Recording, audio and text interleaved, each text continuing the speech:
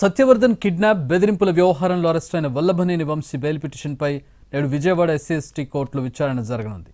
పోలీసులు ఇవాళ కోర్టులో కౌంటర్ దాఖలు చేయనున్నారు.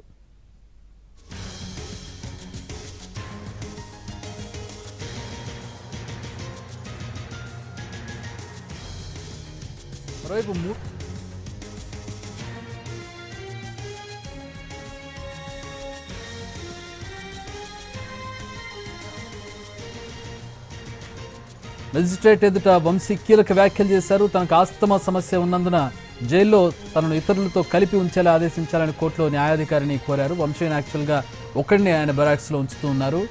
వంశీ అభ్యర్థులను న్యాయాధికారి సత్యానంద్ తిరస్కరించారు. ఇతరులతో పాటు సెల్లో ఉంచేలా ఇన్ఛార్జ్ కోర్టు న్యాయాధికారిగా తాను ఆదేశాలు ఇవ్వలేనన్నారు.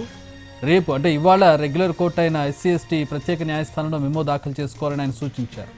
కస్టడీలో పోలీసుల నుంచి ఇబ్బందులు ఎదుర్కొన్నారని న్యాయాధికారి ప్రశ్నించగా అలాంటిదేమీ లేదని వంశీ బదులిచ్చారు.